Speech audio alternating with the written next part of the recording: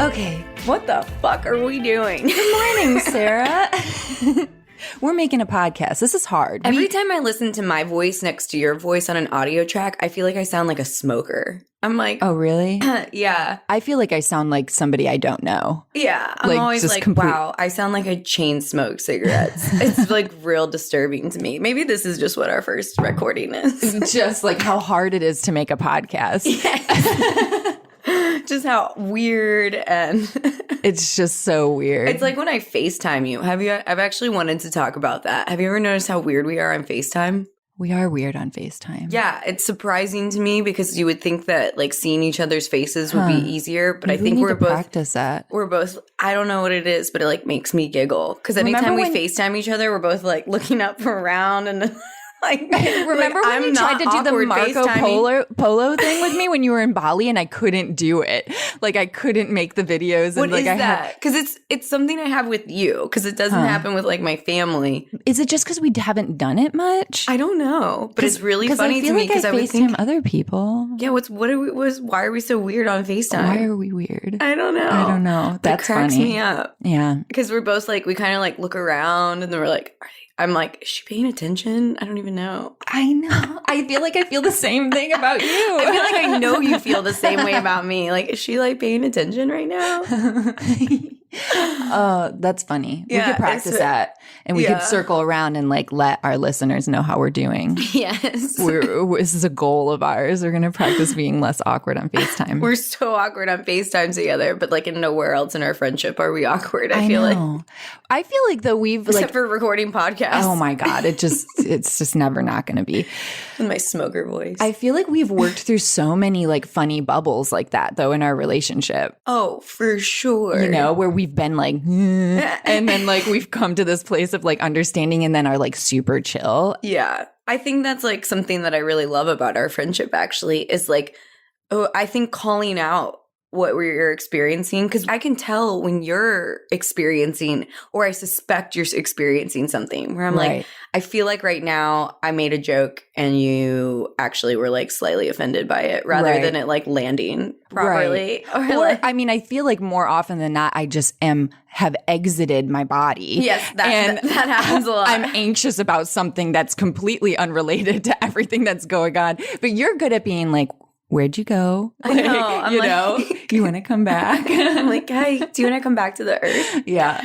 Well, that reminds me of the conversation we were having yesterday around how I'm noticing with you being here for a week, how much more like I think I'm on this sound like I don't mean this like to make you sound flighty, but I think I'm like more on planet Earth than you are. Oh, 100%. Yeah. Like I will not. I feel like most people are more on planet Earth than It's something I like kind of knew, but I'm like really it's being highlighted. I'm like, wow.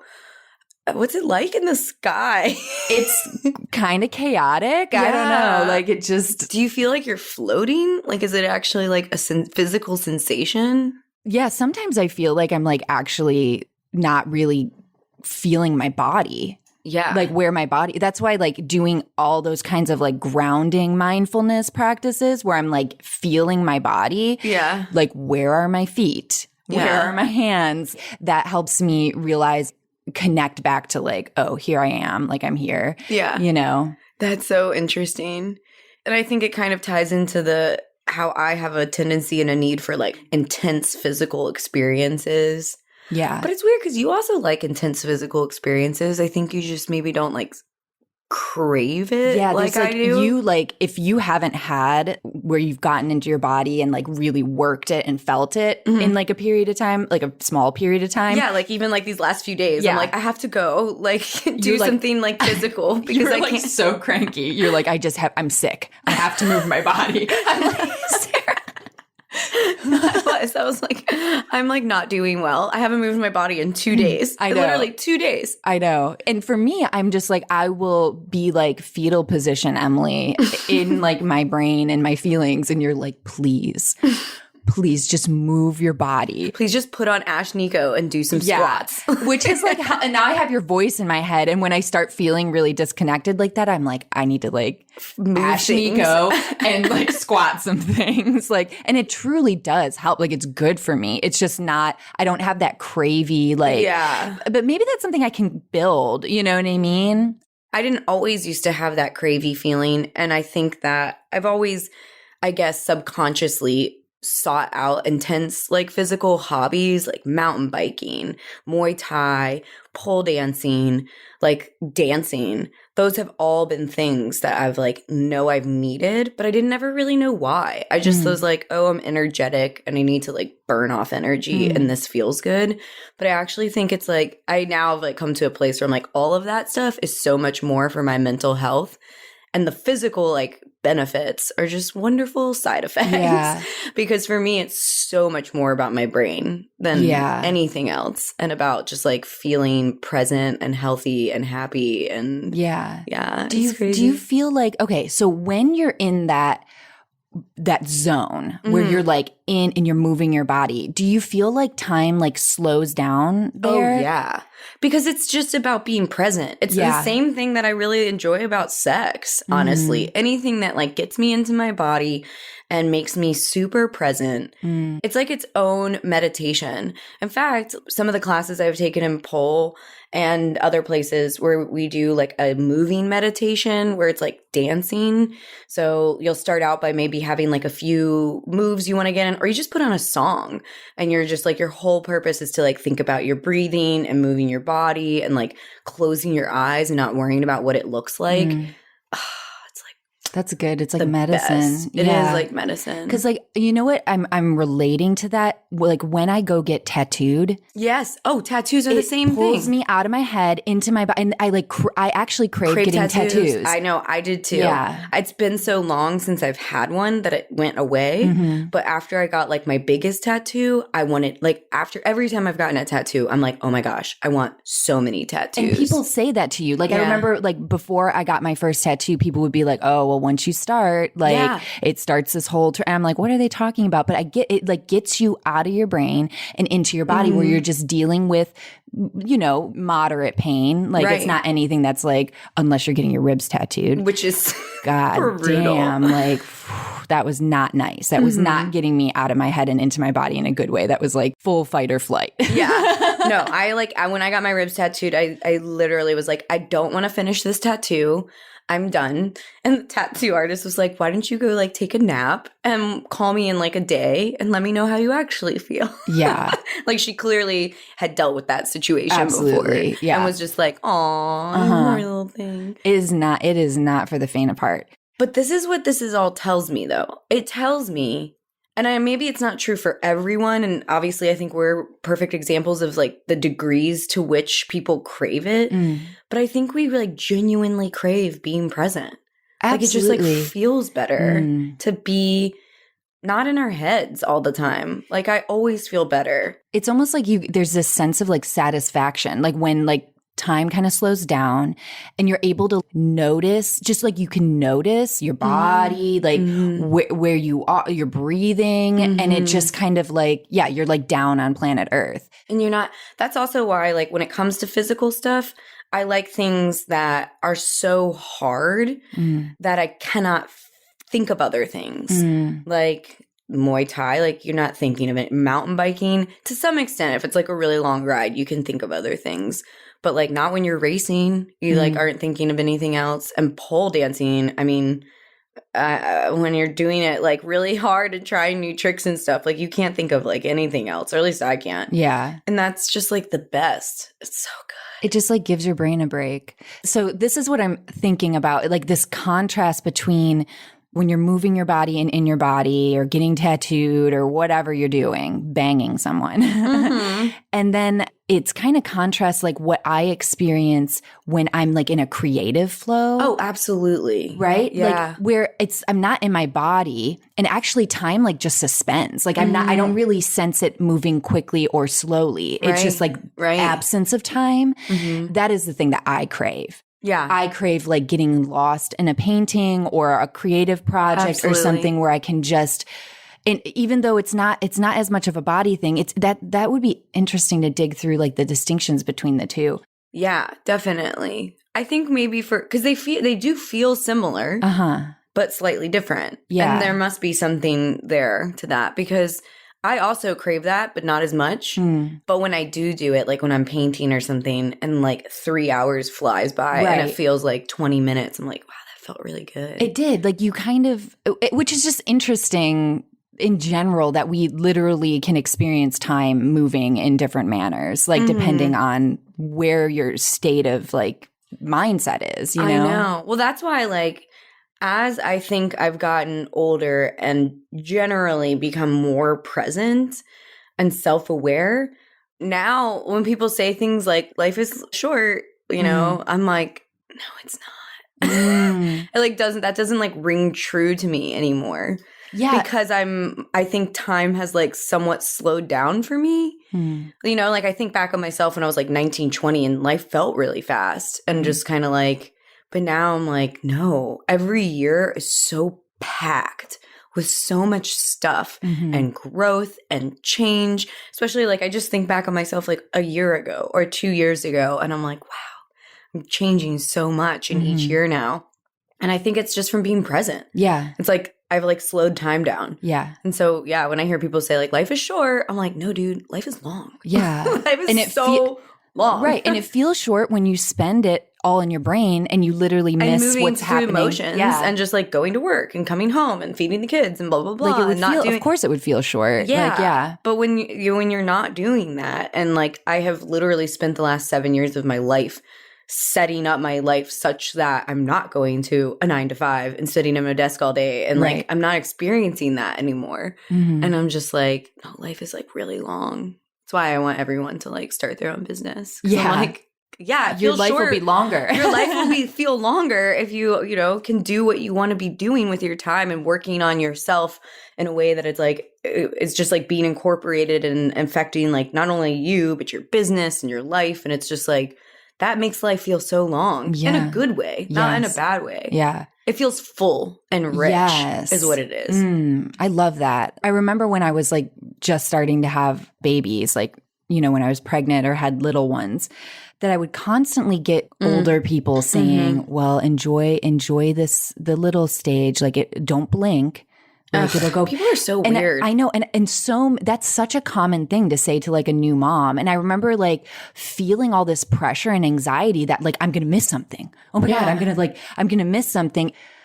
And then even people saying like, oh, this is the sweet phase. And then it starts getting hard. And then they're going to be like terrible twos. And right. And I remember just being like, that doesn't actually resonate with me. I love every single stage my kids are in for different reasons. Yeah. And also I don't feel like I'm missing stuff. Like I feel like I'm here with them, you know? And like, obviously like if I did have, you know, and I didn't have to work the 9 to 5 and I had the opportunity to mostly be a stay-at-home mom. And I know people don't have that opportunity. Like I think about my sister. And so for her, she does feel like she's like missing things because she physically isn't there. And that's like, you know, not cool, right? Right. It's almost like just highlights that we as humans, we want to be present. Yeah, like, totally. It's our natural state to be like where you are with your feet in the grass, looking at the birds and the trees, and just like being fully present and not projecting yourself into the future or the past. But like it's kind of like a decision you have to make. You have to like be determined and practice that. Well, I think that's why social media and like and news media is like making us so miserable, right? Because it's like it's constantly like pulling us out of the present moment, like all the time, and showing you things that you, I don't know, 15 years ago would have never known existed. And to some extent, it's great because it's like, you know, showing people different opportunities and things like that. Sure. But to some extent, it's just like constantly making you feel less than and like inadequate and like you're not doing things and you're out of control. And it's just, yeah. It's a lot. And I like that whole analogy of like when you're projecting into the future, right? When you're just like like thinking about, oh, what if this, what if that, what if that? that is like what anxiety manifests as. And then when you're stuck kind of in the past and just ruminating over stuff that happens in the past, that's like depression. That's this like that was dampening, my jam. Right? You love that? I love to like replay like cringy just moments. And like physically cringe. Like, right? I get do off that. on that stuff. You know, thank God for memes and like, I don't know, the TikTok things. Cause so many things have like been shown to me where I'm like, oh, I'm not the only one. Yeah. Where like, there's that like TikTok thing where like people, it's like the, oh no. And people are like cringing over and over again, like remembering. I'm like, oh, I'm not the only one who like full body cringes when you like remember stuff you did. Cause that's like happened where even like Ben has been like, why did you just cringe? And I'm like, oh, did I like physically shuddered? I shuddered and you witnessed it? And he was like, yeah. Whoa. It was like intense. And I was like, oh, I was just thinking about writing my book. Oh. And the idea that other people will read it is just, I'm just like, ugh. Yeah, it's intense. Like, yeah, I love to relive just like miserable situations in the past and just be embarrassed all over again. So what do you think that is? Are you trying to figure out like what you should have done differently, or no, it was super repetitive. I don't do it very much anymore. It always like rears its head when I'm in a period of like just like low self-worth, low self-love, like when in my deepest, darkest places, which is when I'm like, the world would be better off without me. That's like that's my dark story. Yeah. Is that the world would be better off without me. My friends would be better off without me. Yeah. My family would be better off without me.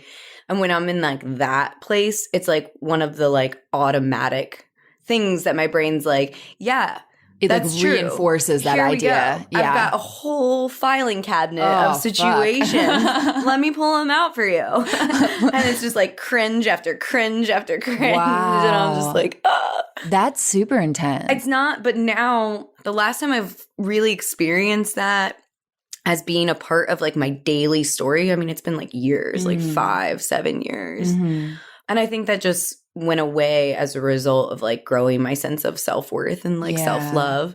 So now I like think on them and they actually like make me giggle a little bit. And I'm just like, or I have empathy for that version of me who had no tools. It was just like flailing through life, just with trying her best. Just trying so hard. I'm like, you were just trying. You had like no support, no tools, like just no information even around like how to deal with life. Right. You were so like ill-equipped. Oh my gosh. So it's that. Yeah. So now like, I mean, I can talk about it now. I couldn't have talked about that like years ago. Right. Because I would be like, it's still happening. It's happening right now. It's happening right now. I am shuddering. I'm actually shuddering. But yeah, so seeing that like TikTok where people like cringe and they like, there was one where it was like thinking about younger versions of myself before I had like all the like tools that I have now. Yeah. And I was like, oh God, okay. Yeah. This is a thing that other people experience. It's gone viral on TikTok. It must be true. This is real. This is my news. This is my news. Yeah. This is how I get validation these days. I mean, for real though. Like meme validation. Memes got me through COVID. Okay. I just would like to put that on the record. It's true. It's so true. I kind of lean more towards the anxious, right? The future projecting and the ruminating there and all the different. I remember when I like had both of my girls were little and in car seats and I'd be driving. Like if I drove over a bridge, my brain would just be like, what would I do if I drove off the bridge? How would I save my girls? Oh my like God. Shit like that. Constantly. I'm like laughing at you. Like how would I kill somebody? Like how would I kill a human that was trying to steal my child? Yeah. Like with my bare hands. Yeah. What would I do? What were the steps that I would take? And it just like I wonder if having kids like pushes you into that. That definitely triggered something big because they were like outside my body and like I couldn't like you're like get back in there. For real, like you were safer inside. Like I could control what was happening.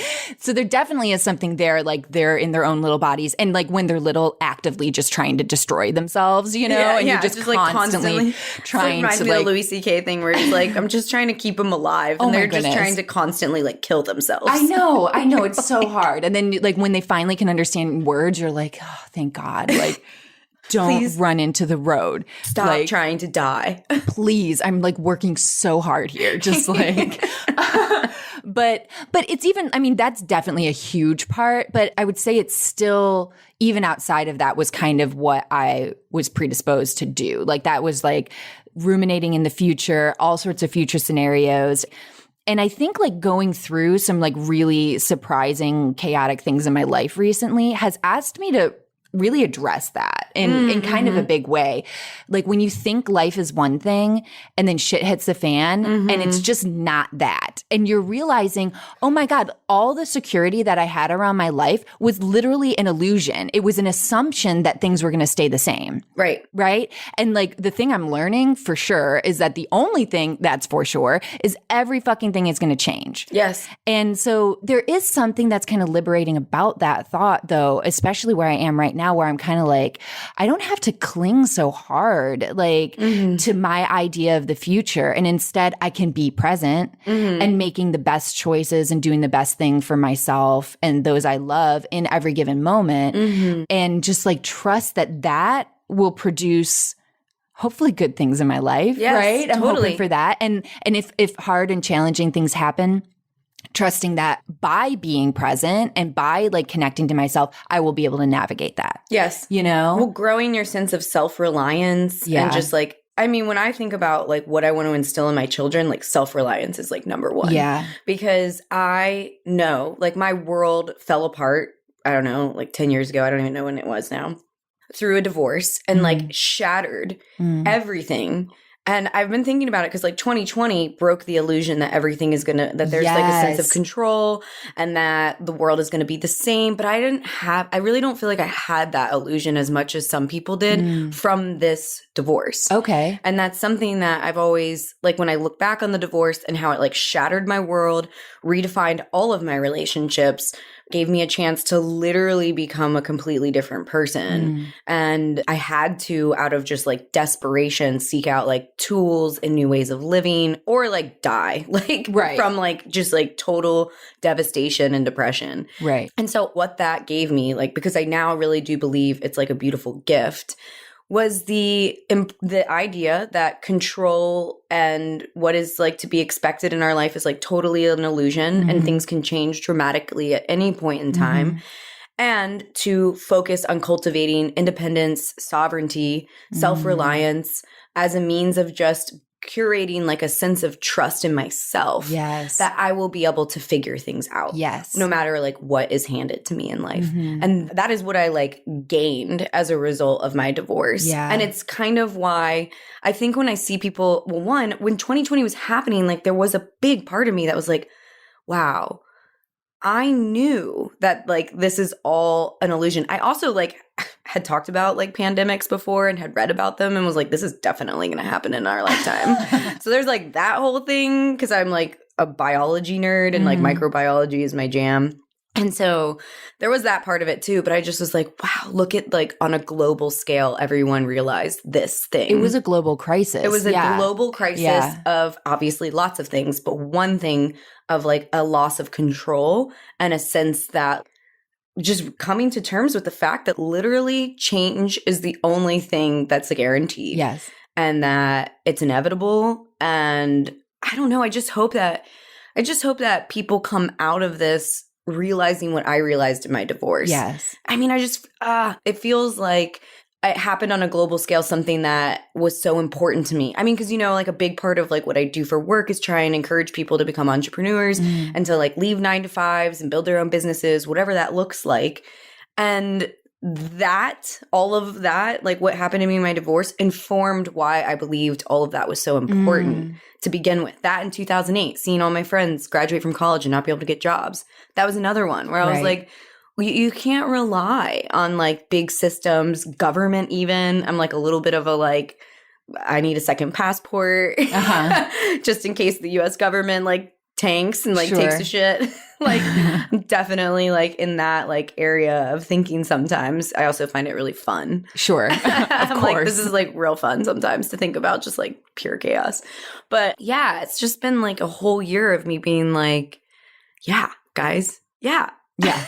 I know. Get with the program. I know. More like, I know. Now start like building some self-reliance and confidence in yourself, because you're all so much more powerful than you realize. Yeah. Like, it really comes from that. Yeah. Is like, I really believe, and I see it in you. I'm like, yes, everything that you're going through right now is like really painful, but I just know you're going to come out of it like, okay, I got this. Yeah. Like, just as just a greater sense of self-confidence. It is this like, it's like I'm actively like experiencing all that stuff that you're saying. And you've been such a beacon of hope for me, because you're looking at me, you're like, you have so many tools and so much support. You definitely can do this. I'm like, you got this. And I do. And I like feel that. Like, I really do. And it makes me remember when the pandemic first hit and I was going into like fetal position, Emily, right? Mm-hmm. Like, I was just, because I was being really affected by that. Like, life was one thing and now it's another thing. And I don't like what it is right now. Mm-hmm. And I'm really frustrated and I feel really out of control and I'm scared. Mm-hmm. And I was so upset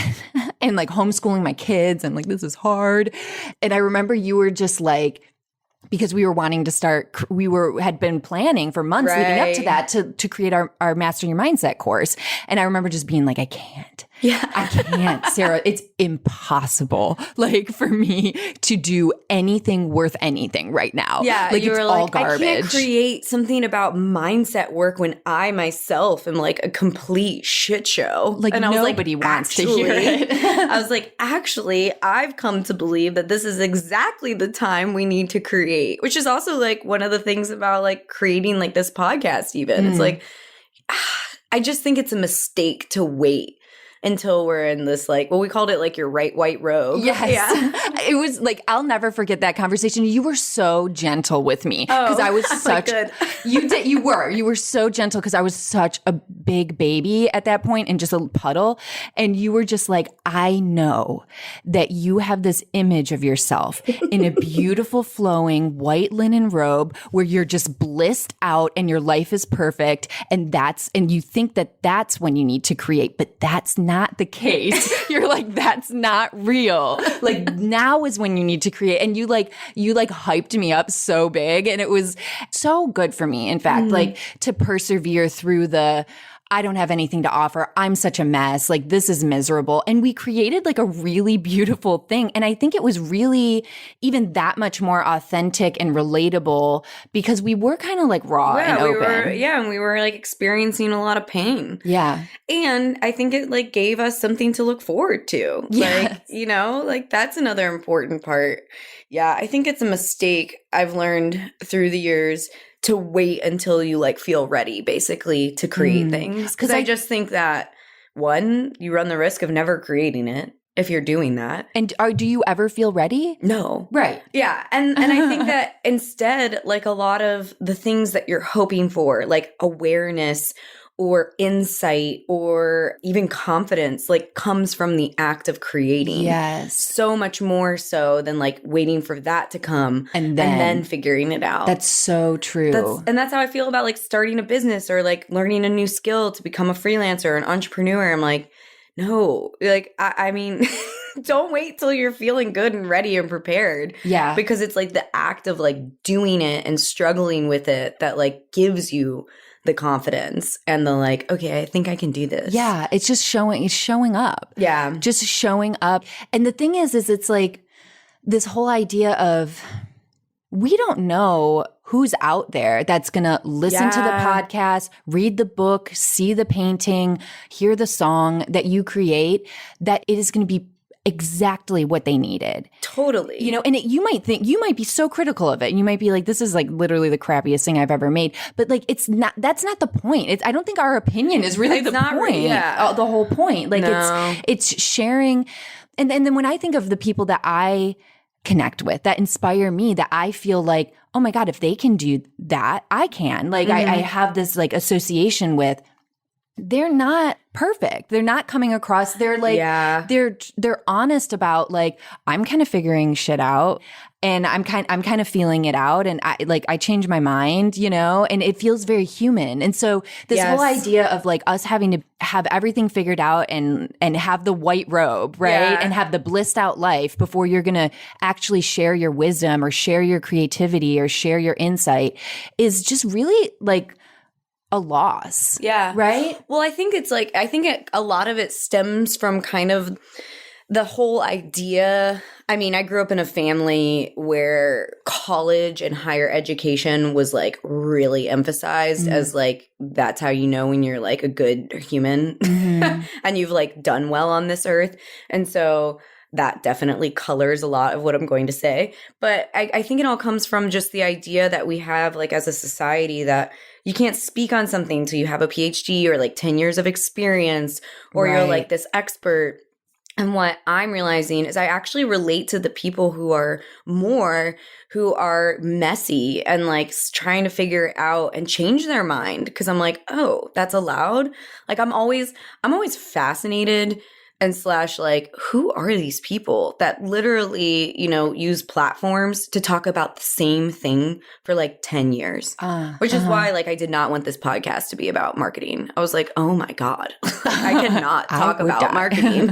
I will die. Yeah. There's just so much more to life than copywriting and marketing. And so when people can like do that thing where like that's their really niche thing, I'm like amazed by them, really. But it's just like not who I am, and I could never do it. That is an interesting thought. Like, what do you think about just institutionalized ways of thinking versus like independent, very authentic to yourself, you know, ways of thinking or being or creating? Well, I think that's the shift we're experiencing right now, is that people are like, okay, my experience can be enough. And yes. like, but it's like with a question mark at the end. Maybe. My experience can be enough. This is scary. Yeah. I mean, obviously, I think it's important to seek out the people who feel like they're like truly growing and trying to be good humans, whatever. But I feel like that should go without saying, really. But I think that like there's so much truth to just the idea of teaching or being an example for someone who's really only like a few years behind you. Right. Because it's so much easier. Like, it's just so much more relatable. Like, there are people in my industry when I was like, you know, especially like specifically like copywriting or freelancing or entrepreneurship and like marketing, where they just fell out of touch. Like, they got to a place where I was like, I don't know what you're like talking about anymore. Like, like when you describe your struggles, I can't relate. Yeah. Because you're like, oh, this one time a client like didn't love what I had to say. And I'm like, what about like I can't pay my bills? Right. What about like I'm like so consumed with anxiety when I like hit send on an email? Like, let's talk about like that stuff. But I even see myself, actually, we were just talking about this, where I even see it happening to me, where like in working with newbie copywriters, for example, I see their anxieties and I'm just, part of me wants to be like, it's just really not that big a deal. Right. Like, I promise you will look back in like 4 or 5 years and be like, wow, why did I let myself stress so much over this, like, how many people open my cold email or something like that. Yeah. And I have to remind myself that felt like my entire world. Yes. And so, you know, when I get on my live Q&A on Fridays and I see, and I've answered the same question like 20 times, I have to like push back against the frustration of being like, it's not a big deal. Right. Like, there's a part of me, it's like, it's really not a big deal. Right. Just do it. I remember when you were first starting, like you made your first video and you're like, oh my God. Like on YouTube. It is a like trash fire. Please watch it. Tell me it's okay. And I'm like, it's fine. And, or like first starting to post like things and share things and how intense that was. Oh my God, and then, the worst. But there's almost like, if like we can embody, because growth is inevitable, right? And there might be like a time that maybe newbies aren't like super connected to like maybe personally where you're at or where you're going, but you still have created something that is super accessible for them. But kind of the idea of if we can stay connected really through empathy and remembering like how big that felt. and be like, this is an important step. You're someday you're going to be where I'm at, and you're going to look back and it's going to be funny to you. Yes. But like, trust me. This is such an important step for you to overcome, you know? And even like with parenting my children, I remember just seeing them like freaking out about the smallest thing and just realizing this is the worst thing that has ever happened to this child. Yeah. Like their toy broke or whatever. I was like, they're literally experiencing grief now. Yeah. And parents do that where you forget and you're like, this is so stupid. Yeah. But you're like, you forget that like literally at this human's point in life, they've never experienced this level of like loss and grief. Right. And it's like rocking them to their core. And it created this like such a connection and empathy that I have. I'm like, you guys are just like doing so good. Like it's hard, but you're doing so good, you know? Yeah. And I think connecting to that and staying it's almost like not letting yourself narrow down. Totally. Like staying open and like connected to like all versions of yourself, you know? Yes. What you just said is like really what I was trying to like explain is that it is a practice to remind yourself where you once were. And I think it's like a worthy practice because it always makes me come out with more empathy. Like the end result of reminding myself what it felt like to be in those places. And even taking time, like sometimes before live Q&As, I take a moment and I like literally say to myself, this is really important to them. Like, this is really like, this is what they're experiencing right now. And it's not a big deal for me anymore because I've gone through it. But like, that's literally the point of being here. Right. That is what I'm trying to like provide. Yeah. And if I can just like take a moment and check in with myself and be like, you were once here and this once was like the biggest thing you ever went through in your business. The end result of that practice is empathy. Yeah. Is bigger empathy, more empathy. And so, yeah, I think it's really important. It's one of the things I love about like writing. I'm doing podcasts, like creating this with you. Master Your Mindset was a practice in that, like remembering the things that we went through. Writing this book, you know, I'm like writing about like periods in my life that were like the worst. Right. And just like remembering. I think it's super important. And I think it's something I want to continue to remember to do. Yeah. And it's like a check-in or something. It is. Yeah. And I think that act of opening yourself up to being able to embody all those versions, all those different seasons of your life lets people connect to you. Like, I think that's where you really can like start having like a huge impact because people then in all different stages can connect and feel inspired and feel like, oh my God, like Sarah did that when life was fucking crazy and like didn't have the tools, didn't have somebody teaching her how to do it. Like, and the whole idea is like, so these people can do it and likely they're going to move on and they're going to be able to, whether it's like specifically or inadvertently teach others from like where they have launched themselves. That's how we kind of like grow as a community, right? It's so critical and so important. Right. Well, it brings me back to wanting to like be, I guess like finding that balance, always striving to find the balance of like sharing and being vulnerable about different things in my life without doing it from a place of a wound that's still like bleeding, as we like to talk about. Because this all reminds me of when I had like a post about like my entrepreneurial journey, and I also sent an email. And in it, I talk about how when I was in Bali, which was only like 3 years ago now, I had a panic attack for the first time in like 5 years because of just, I wasn't taking care of myself, quite honestly. And so many people were like, wow, you were like a successful copywriter and had a panic attack. And in Bali? And in Bali, of all places. Because also I was engaging with my students. So they were like, we saw you and I couldn't tell you were like struggling. Right. And I'm like, well, one thing, when I was engaging with you, it was like kind of the highlight of my day. Right. So why would you see that? You know, it wasn't like the dark night where I'm like by myself. Logging like, why on, did I crying. do this? Yeah. Guys. Yeah. And so I don't know. I think that, again, it's important to remember that like that shit like is forever. There's something happening where people think, I guess it's just from sharing too much positive and not enough of like the behind the scenes. It's probably through social media where people, I'm like, no, I'm like, I have weeks where I'm like back in like, you know, my depression, not as dark. It's like the idea of like the hills and valleys, right?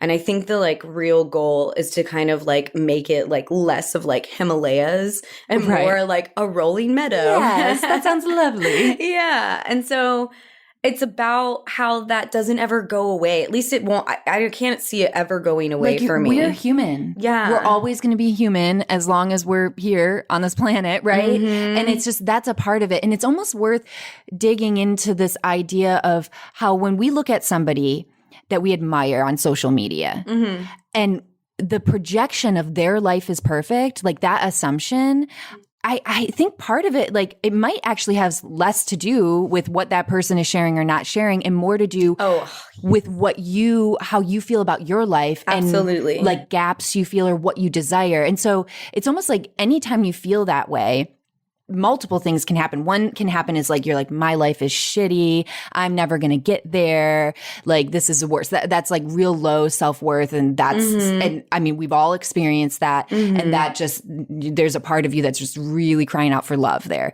And then there's this other part where you can be like, wow, there's something about this person that is so inspiring to me. And like knowing they're a human too, but using that inspiration as like, I don't know, a direction of like where you want to head, what you want to call in your life, like being really aware of like, man, I wish like I had this idea and using it as a mirror to actually like kind of hype yourself up and be like, now I have a direction for what I want to work on or what I want to achieve.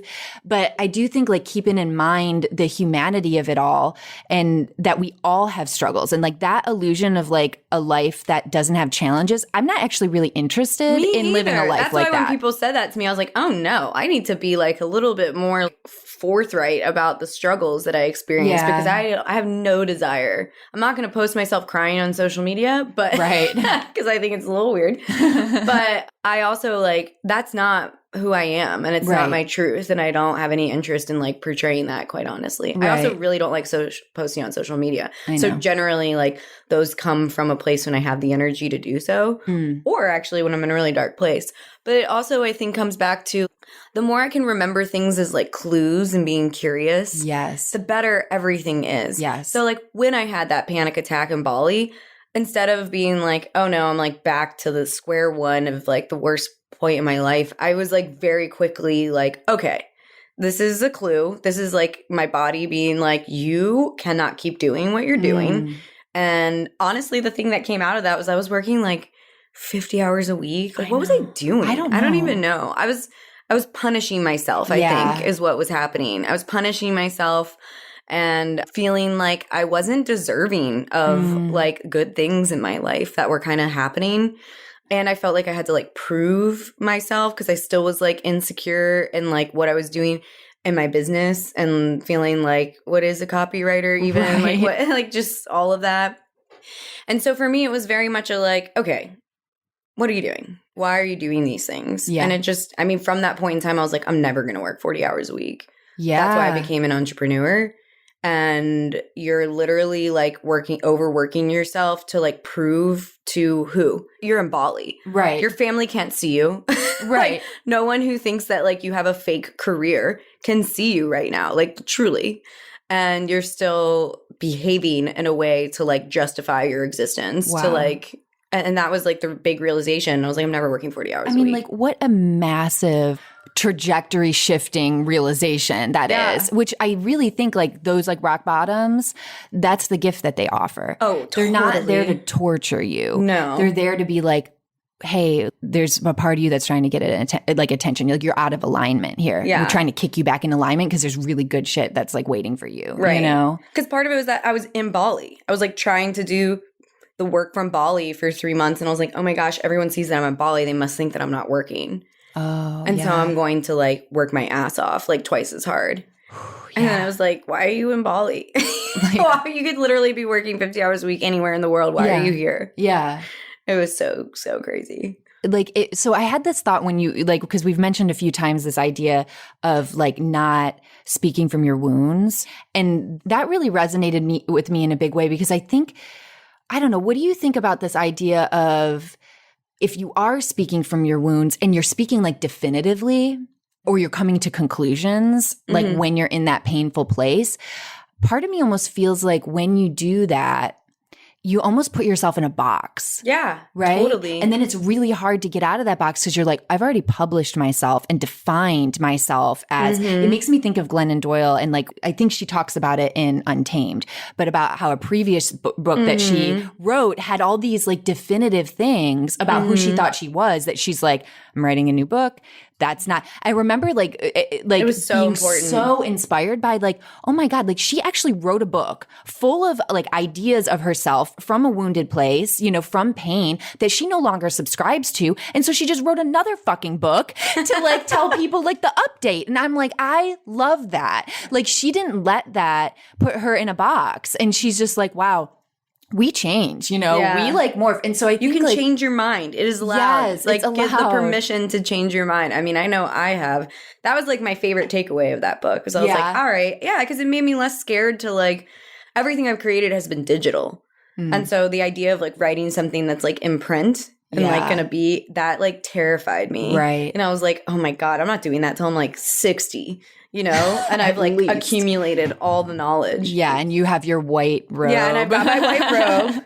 And now I'm like, no, you know what? That's like the point, actually. Yeah. I think the point is to grow and to change. Yeah. And to be a contradiction, as Ben would say. Yes. It's always like, you contradict yourself all the time. And I'm like, no, I just changed my mind. I'm just a human. I just am a human. And I think normalizing that, like normalizing the incredible like flux and breadth that like the human experience can just like have, and not defining yourself by, oh, this is how it's always been. This is how I always been. Like, what are those definitions you have of yourself? Like, I'm the guy that does this. I'm the girl that is this way. And is that actually real, or is that just habitual? You know what I mean? Like, and to normalize growth and change, shedding parts changing of yourself your mind, that no like, longer serve you, and letting other people change their minds too. Like, especially like if you're holding yourself to a place where it is unacceptable for you to change your mind or for you to like be in that flux, it's going to be really hard to accept other people doing the same, you know?